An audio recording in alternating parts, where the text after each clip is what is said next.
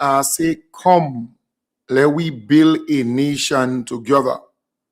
Come, my brother, come, my sister, let us build Grenada, Carriacou, and Petite Martinique together. I want to welcome you to the hub. Again, we have a moment in time to reason, using radio and social media to connect. My name is Kem Jones. I want to start off tonight by playing two or three pieces, I think. 2 pieces. All right, 2 pieces. Well, firstly, let me separate them. I'll play the first piece, good news, first piece of good news. Project 500, they're getting some financial support and other support. So let me play that for you firstly, and then I'll come back with 3 other pieces, and they're kind of connected in terms of the conversation. The government of Grenada's Project 500 flagship housing initiative has received a major boost with the recently launched Scaling Up Green and Affordable Housing project. The initiative, which is supported by the Government of Ireland and the Global Green Growth Initiative, will provide financial and technical support for the construction of climate-resilient houses under Project 500. Caribbean representative for the Global Green Growth Institute, Daniel Smith, stressed the importance of climate-resilient housing in regions prone to natural disasters. We are working to improve access to resilient infrastructure, accelerating priority housing initiatives, and strengthening national and local planning, financing, and institutional frameworks. We will also work to support the development of financial models to help mobilize the resources needed to construct these resilient homes, while ensuring that homes remain affordable to the families who need them most. Minister for Housing, Senator Gloria Thomas, says this reflects a clear national priority and shared commitment to securing safer, affordable housing for every Grenadian. Our vision is simple and clear. Every Grenadian deserves housing that is safe, dignified, climate resilient, and affordable. When we invest in resilient housing, we are not reacting to disasters. We are reducing future losses, protecting livelihoods, and strengthening national resilience. Representative on Ireland's Caribbean office, Shane Ryan, reiterated his government's commitment, stating that the aim is to build homes that can withstand severe weather conditions. The people of Grenada know all too well that the Eastern Caribbean is among the world's most climate vulnerable regions. And this can have a devastating impact on all aspects of life, including housing security. Ireland commends the government and the Housing Authority and all of the ministries on their ambitious initiative to revolutionise green, affordable housing. Yes, so that's a very good thing. Remember, the government and more specifically the NDC prioritize housing because they see the need for more houses, more affordable houses to be available to our people. There are a lot of people out here who want to buy a house or who want to start building a house. but it is too expensive. So what the government, through Housing Authority, decided is to embark upon Project 500. What they seek to do is build a number of models or different types and have you identify which one you want, which one you love, which one you would like to purchase or live in. Then they will tell you the price, affordable.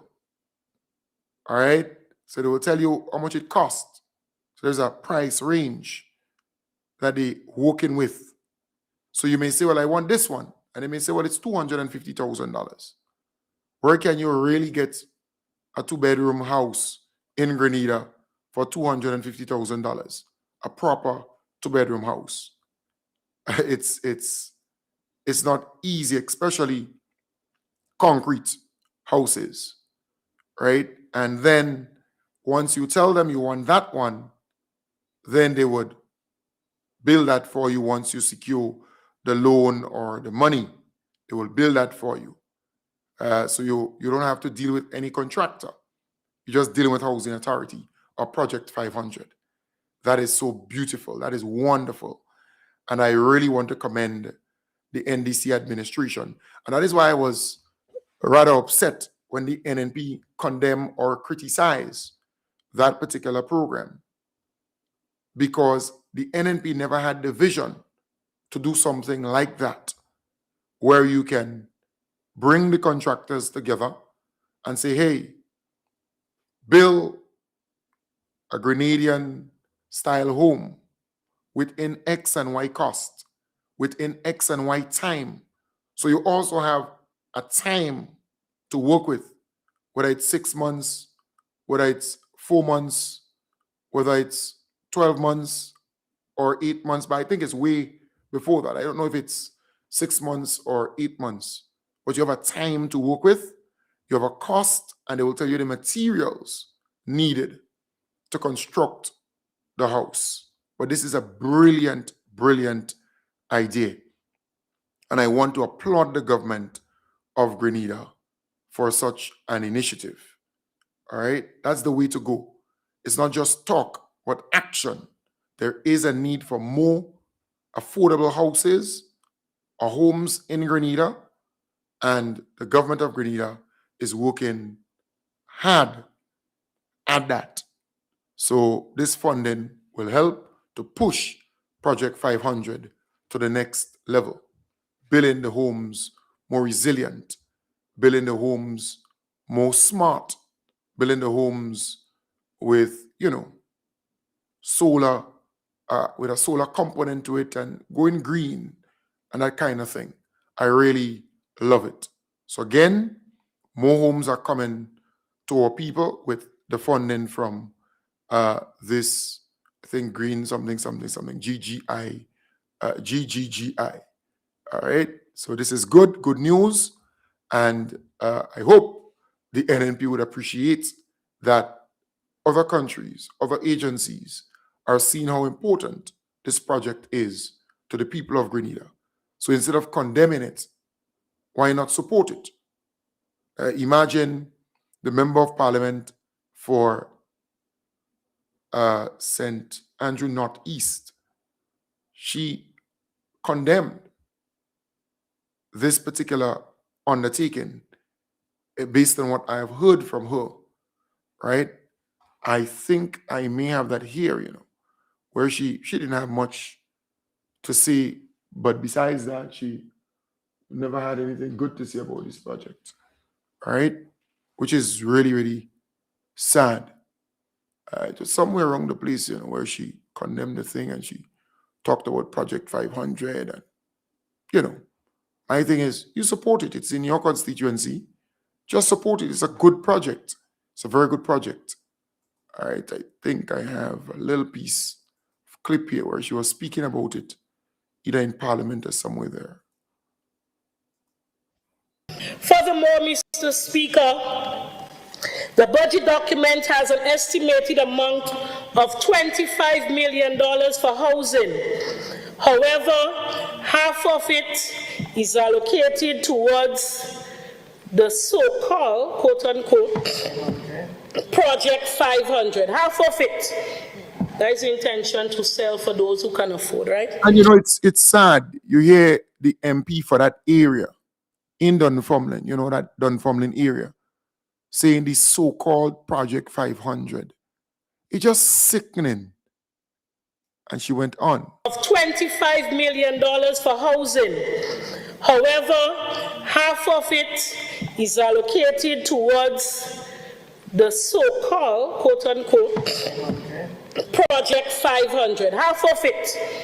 That is the intention to sell for those who can afford, right? Mr. Speaker, Project 500 is government's latest attempt to rename an existing housing program while forcefully reacquiring lands from citizens who already legally purchased it. Is nothing more than a blatant exercise of deception and mismanagement. This is not a new initiative.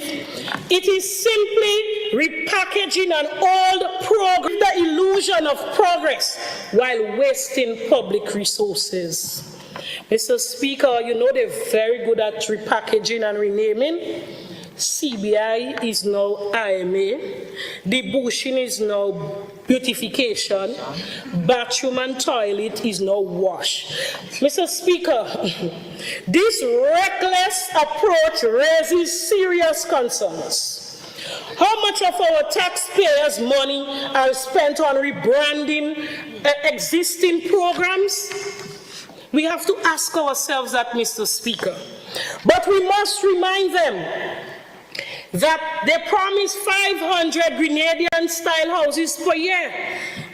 Right, so, and she started going into this whole misinformation. So because the name of the project is Project 500, the NNP is of the belief that 500 houses is coming every year. That is their belief. So they want people to believe that, which is false. Project 500 is the name of the project. So they are seeking to build 500 homes within a period of time, not 1 year, over a period of time. And it's not that they're going to just build 500 homes and leave it there like that. You have to purchase the homes first, and then they would build it for you, which is the right thing to do so that they would not bust. So, because remember, these homes cost money. So this woman is on a platform, or sorry, at the parliament, condemning something in her constituency in Dunfermline. She should be happy that they starting this project, or they started the project in her constituency, and her constituents can get that first opportunity to visit, identify the homes that they think they like and want housing authority to build for them, and seek to get the financing or the loan for it, and venture into that particular new frontier. But instead, she condemned, she criticized, just terrible. They were able to start only 17. But Mr. Speaker, because... And she's saying, well, only 17 they were able to start, but the 17 homes are really a pilot. It is for you to come and see them. There are different styles, and you will select which one you want, and then you're going to get the costing, the time it will take to build, the material it will take to build, and then you would get the financing that is required, because the government regularized so many public officers. They can go to a lending institution, they can go to the bank, the credit union, they can get a loan. Those who are unestablished, they have a pension to come upon retirement. So, there are a lot of opportunities flowing for Grenadians so they can go to the bank. Because I would love to see the day when banks and credit unions will give you a loan for a house faster than they give you a loan for a car or some vehicle on the road. I would love to see that, because there are so many people who just can't get a loan for a house, but they can get a loan for a car. Easy. They go to the bank today, and by the time 3, 4, 5 days, they call them and tell them it's ready. Come and pick up the check. But when it comes to a home, right, or a piece of land, the bank or the credit union, they want to see how God made you. They want to know everything. Who's your mother? Who's your father? What date you born? What date you got married? What date you... Everything. They want to know every single thing about you. And still, it's very difficult for you to get that loan. So what I want to see is the lending institutions giving loans for the purchase of a piece of land or the purchase of a home. And now you have affordable homes being constructed, reasonable cost. I really want to see that happen. So it's a good move. And you see, the NNP is not progressive. They're backward. They're living in the past. You have an initiative like this, the NNP should jump on board and say, hey, this is good. Because there's a lot of people in Grenada who are in need of a home. They might be living with their parents while working, but they need a home. They want to come out of their parents' home and have their own, but it's just too expensive, right? To build a house right now, it would cost you about $500,000 if you're dealing with a contractor. I'm telling you, especially if it's a reasonable size one. But the government is trying to make it affordable between 150,000 to 250,000, between 150,000 to 350,000, reduced, reasonable.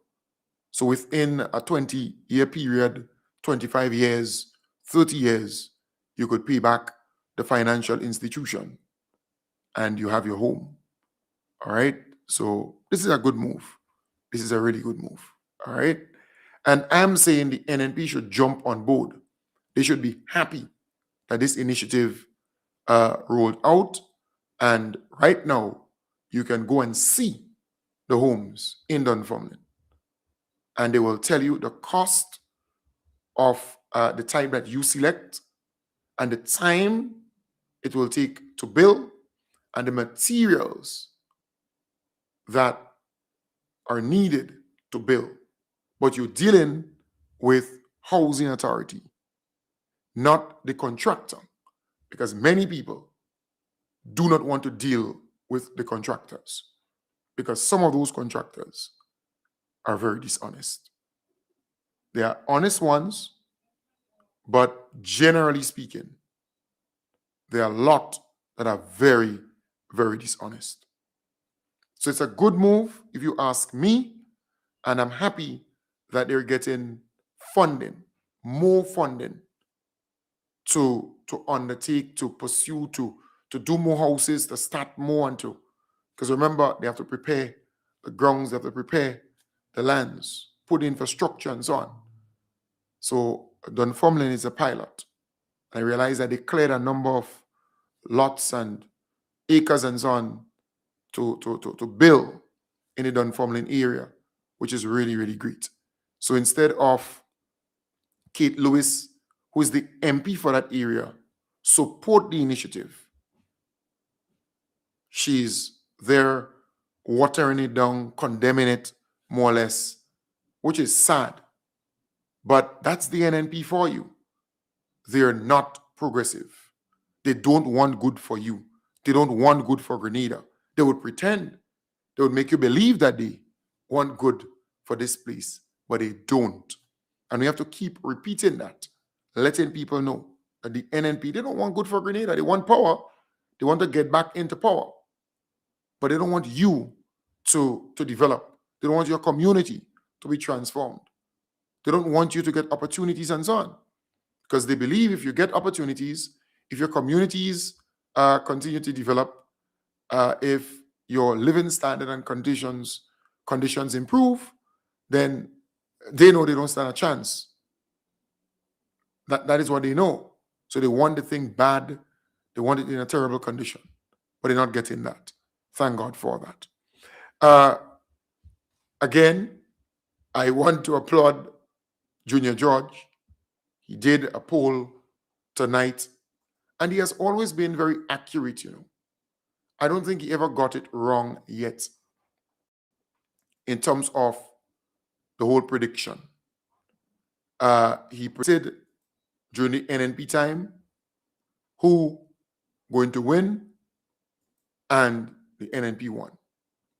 He predicted during the NDC time who going to win, and same thing happened. All right, it didn't change. And again, he did this poll, which is good. It's not really scientific, but it's real people, Grenadians, voting. And while it's not a scientific poll to say, well, everybody who voted are registered voters, I'm not able to say that. But it gives you a little insight as to the way people feel in Grenada, Carriacou, and PT Martinique, and Grenadians living outside of Grenada in the diaspora. All right, so you could imagine a poll was done, and Emlyn Pear, who's the leader of the NNP, she got 184 votes, and the 187 votes. Right, I'm just looking at it, and there's a countdown. I think it's about a couple seconds more. So at the close of the poll, the Honorable Emlyn Pear, who is the leader of the NNP, got 186 votes, and the Honorable Deacon Mitchell received 671 votes. Just think about that. And you don't need to be an expert. You don't need to be an expert. This thing is, while it's unscientific, it gives you a good feel as to how Grenadians, home and abroad, see the politics and how they feel about the two leaders and the party.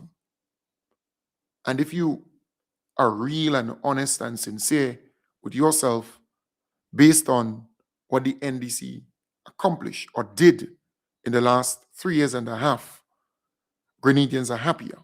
Grenadians are at peace. They love what is happening in Grenada. So yes, there is NNP supporters out there.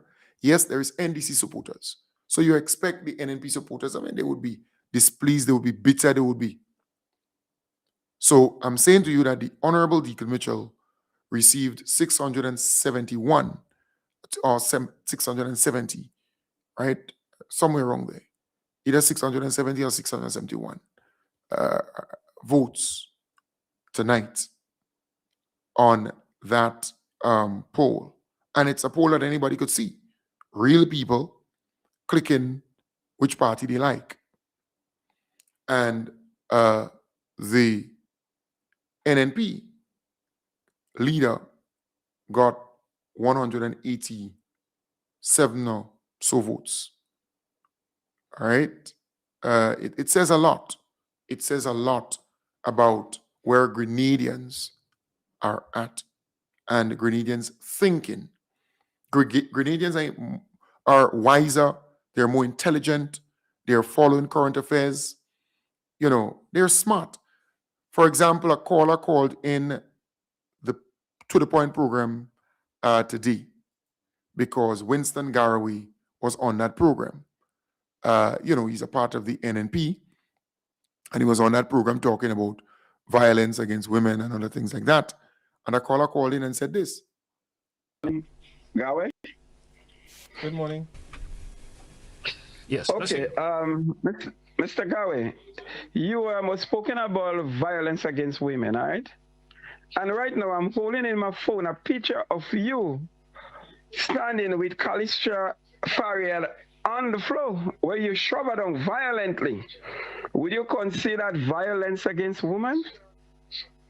Okay, my brother. Did you ever apologize to Callistra? My brother, I never touched Callistra. What you saw there, I was praying for Callistra. Okay? So Mr. hold on. Big man, Get your stop facts. the line. Let us deal with facts now. You shoved down the young lady. You never apologize, and you come here telling us about about violence against women.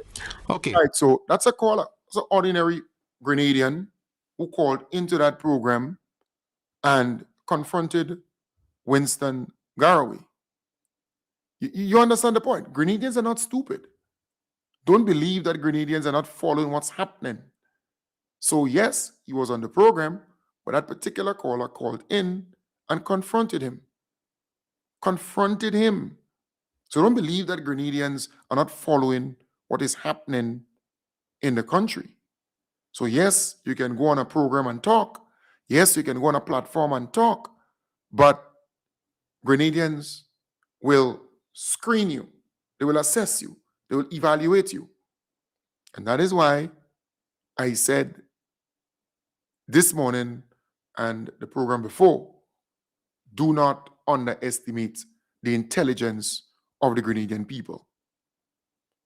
Because when the government does something for a police officer, he comes from a family. When the government does something for the pensioners, that person comes from a family. So you can't see it just as the individual receiving it. But the family is impacted positively. And that is what they're underestimating. So this caller, and again, I'll play it. The caller called into the To The Point program on GBN, and Winston Garraway was on, and the caller said this. Gawe? Good morning. Yes. Okay, Mr. Gawe, you was spoken about violence against women, all right? And right now I'm holding in my phone a picture of you standing with Callistra Farrier on the floor where you shove her down violently. Would you consider that violence against women? Okay, my brother. Did you ever apologize to Callistra? My brother, I never touched Callistra. What you saw there, I was praying for Callistra. Okay? So hold on. Big man. Get your This is the biggest joke I got for today. This guy said he was praying for Callistra. But you know what is sad? I listen, I go back, and I listen to that particular interview. And this guy stated that Callistra, either was being counseled or helped by him. And you don't do these things if you're counseling somebody or if you're a pastor or somebody assisting somebody. That's unethical. In counseling, you don't let out information like that. People don't need to know that you're assisting a person and guiding a person and trying to get them back on the straight and narrow. So that was rather low on the part of this individual to use words to the effect that she used to go to him either in his office or church or, whatever location, and he was assisting her. But if you were assisting her, or counseling her, or praying for her, or whatever, what transpired at the ministerial complex a couple years ago with you and her, any reasonable thinking person would kind of say, but wait, that's how you pray for a person? And that should scare anybody from going to your church or going to you. But the man said he was praying for Callistra. And I had that photo somewhere. Somewhere I had that photo. Can't, let me see. I had the photo somewhere here, the photo of Callistra on the floor. And this guy, I was looking for it. Somewhere I had it. That photo was somewhere. I saw it. Or somebody sent it to me on my WhatsApp or something like that. All right. But I saw it somewhere about the place. Let me see something. All right. It was somewhere around the place on the internet. And it's important for you to understand what is at play. Because this guy is saying he was praying for Callistra. Boy, I don't know if that's the way to pray for a person. But anyways, I had the photo somewhere there. Let me see. My phone is charging. That's why. All right, my phone is charging. My phone is charging, so I am now looking for it. It's somewhere on Facebook. I saw it earlier. So again, at the end of it all, Grenadians have sense. We're not stupid. We saw the whole thing, and we know what happened. But the guy is saying he was praying for Callistra. Yeah, I had it somewhere there, and I think it might be in the comment section. Somebody post that. Let me get that, because I think it is important.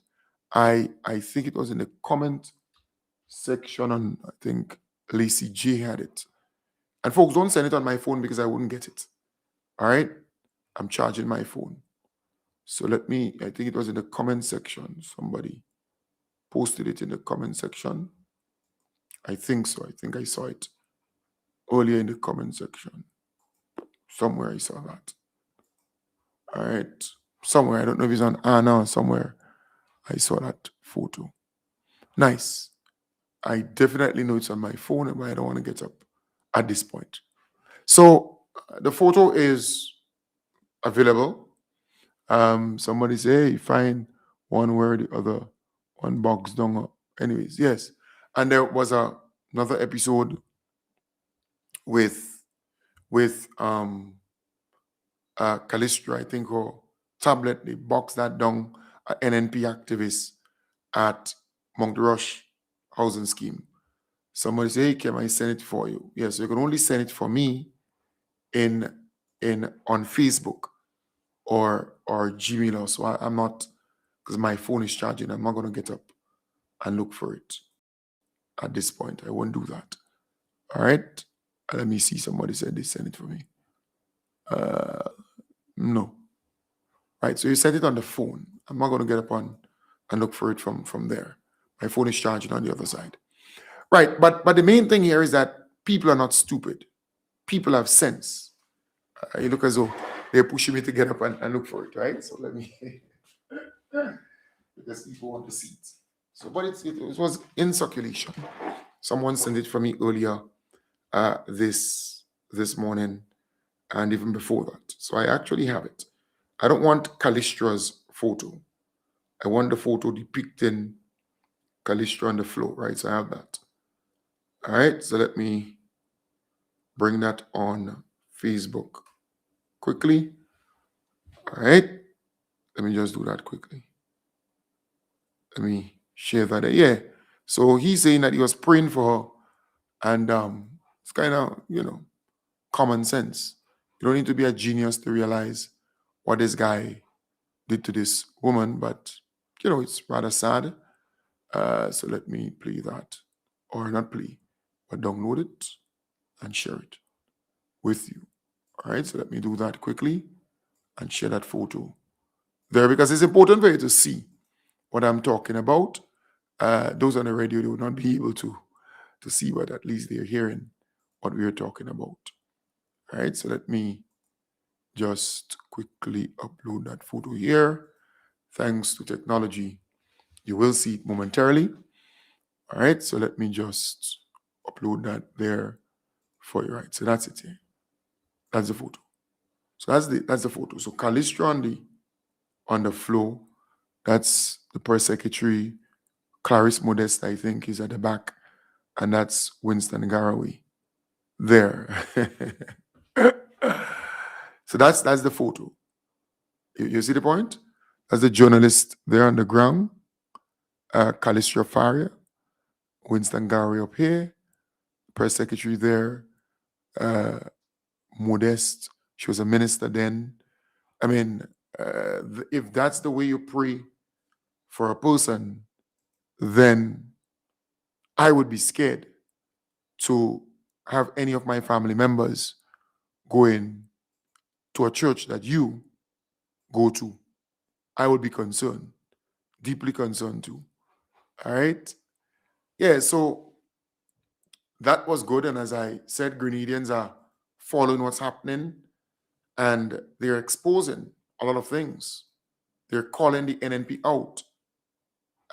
Also, Michael Batiste. And if you follow social media, you would realize when NNP go there on a rant and they say certain things or they have certain interviews, Grenadians would call them out on it when they see certain things. So Emlyn Peer, for example, she made certain pronouncements regarding our beloved Prime Minister after the gruesome murder of Sebastian, this young lady. And Grenadians came out swiftly to condemn her, to say that is not what the Prime Minister said. And if she deduce from what he said, what she came out and tell the public, something is wrong with her. So Grenadians call her out on it. Same thing with Michael Batiste, who came out and said this regarding. I have to ask every one of you tonight.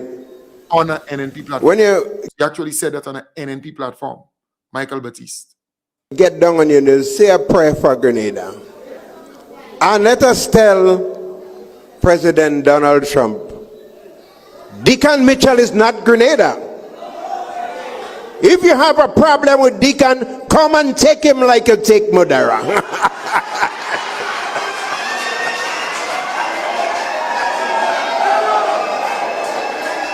This guy comes across as a slave, as a house slave. That is how he comes across.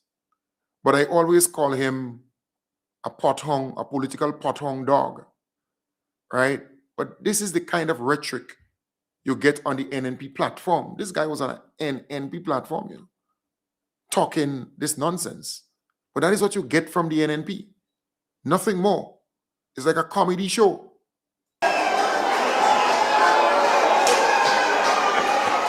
And we're applauding and applauding. But this same Michael Batiste tell us what the NNP is, some years ago. Because whether you know it or not, New National Party is like a cult. It belongs to Dr. Mitchell. He stole it from Harvard Black. Because whether you know it or not, the New National Party is like a cult. It belongs to Dr. Mitchell. He stole it from Harvard Blaise. He suffered with it. He built it. And there is a good possibility he may even want to die with it. Right, so that's... Because whether you know it or not, the New National Party is like a cult. It belongs to Dr. Mitchell. Right, that's Michael Batiste years ago. And it's sad because it's like the NNP doesn't have anybody to turn to. So they turn into these people. I mean, he's a disgrace in the politics of this country, in my belief. But he believes that the NNP is in need of people like him. Because, come on, in 2026, you have Michael Batiste on your platform. Look at the kind of things that he said about the NNP. And right now, he's licking up his vomit politically. Right now. But that is what you get from these people. You know, the NNP never on their platform put forward solutions or programs, projects, initiatives, you know, something that the government can take and use to better something, to improve something, which is scary because they want to come into power. They're hungry for power. But on their platform, all they do is to condemn, criticize. It's easy to criticize. It is easy to condemn. It's easy to do that. But when it comes to finding solutions, when it comes to solving problems, that's the difficult part of all of this. And not because you're opposition, you're just opposing. You have to be responsible too. If something is good, it is good. Come on. If it is bad, it is bad. And then people will have more respect for you because they would say, well, this person would say, if it is good, they would commend it, they would applaud it. And if it is bad, they're going to criticize it, or they may put forward recommendations. People would have more respect for you. And your life in the politics will be longer. But if everything you have to say is to condemn, criticize, be negative, what do you expect? What do you expect? Grenadians are not stupid. Grenadians are not stupid. You know, today, 2 persons called me and they were like, they want to get registered. And I said, why? They said the reason why they want to get registered is because they just don't like how the NNP is operating. They never voted before, but they dislike how the NNP is going about this. In other words, Grenada is our home.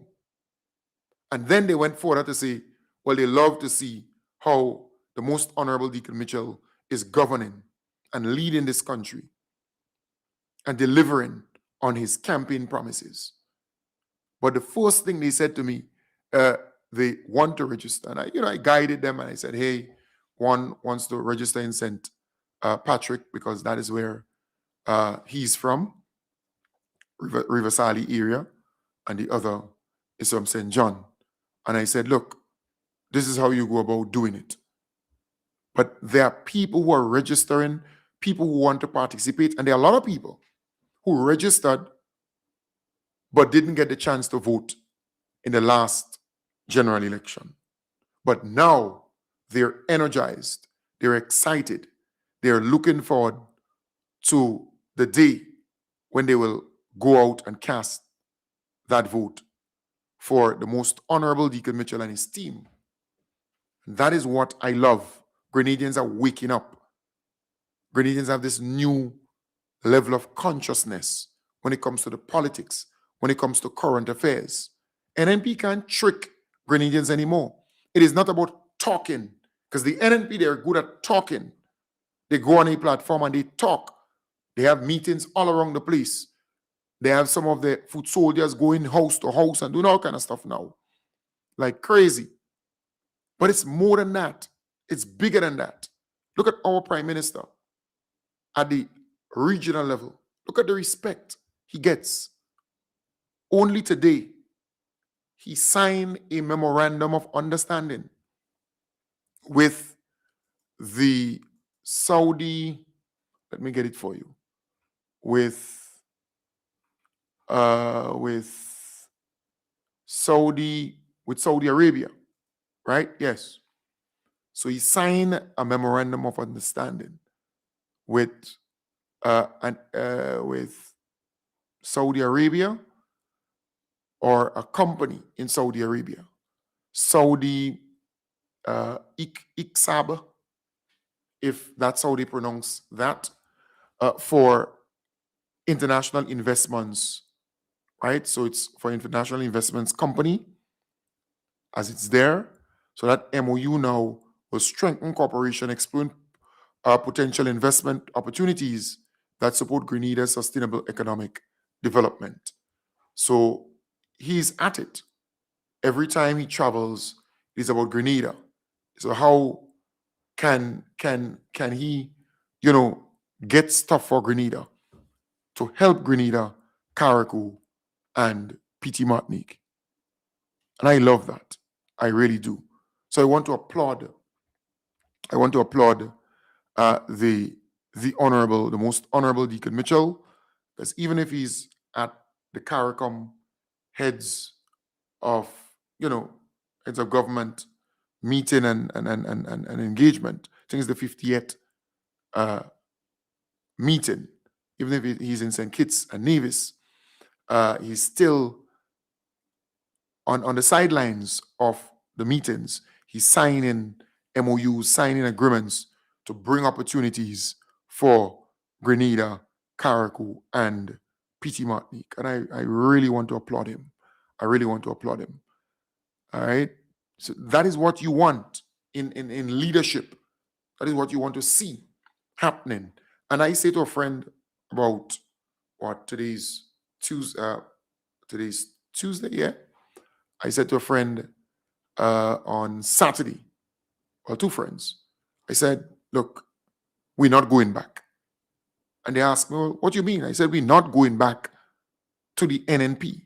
We're not going back to that period when NNP was in power. We don't want them back in power because it was cussed. It was dark days. It was problematic. It was bacchanalish. It was confrontational. Every Monday morning you had some union marching in the streets, fighting for increase, fighting for pension, fighting for better working conditions, fighting for this. It was full of instability and chaos.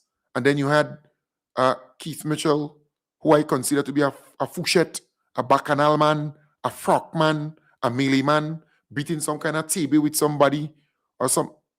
That is what used to happen. We don't want to go back to that type of governance and that type of leadership and so on. We don't want to go back there.